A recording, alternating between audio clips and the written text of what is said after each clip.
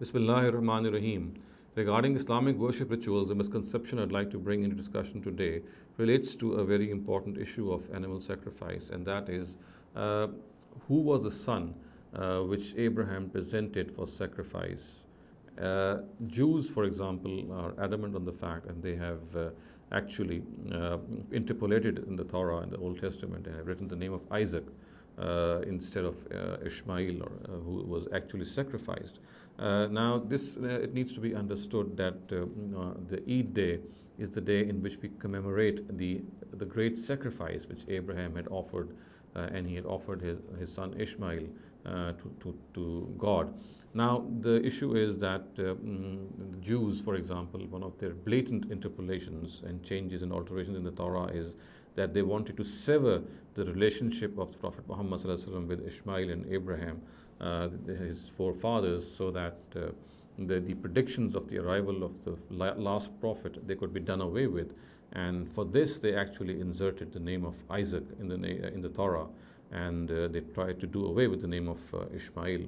However, in recent times, one of very prominent and very exceptional researchers on the Quran, Imam Habib Farahi, belonging to the Indian subcontinent, has unveiled these interpolations of the Jews in the Torah, and he has shown that he has written extensively on this topic, and the book that he has written specifically on this topic is called Fi Man Huwa Zabih, which means regarding the person or the son who was sacrificed by Abraham. So he has conclusively proven that the son actually offered for sacrifice was Ishmael, and he has given copious arguments in favor of this.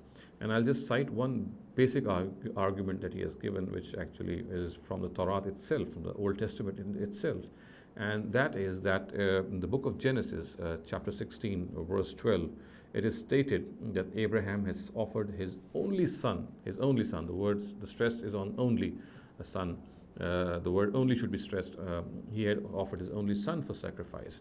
Now, again, chapter 16, verse 16 of Genesis also says that Ishmael was born to Abraham when he was 86 years old.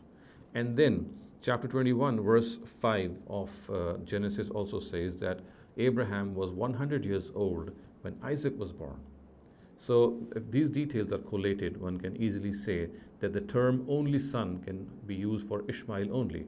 For had Ishaq been or Isaac been the son who had been sacrificed, the word only son would have not been appropriate, because since Isaac was younger to Ishmael, and Ishmael had already been born before Isaac, so it would be very inappropriate to say in the presence of Ishmael that Isaac is the only son.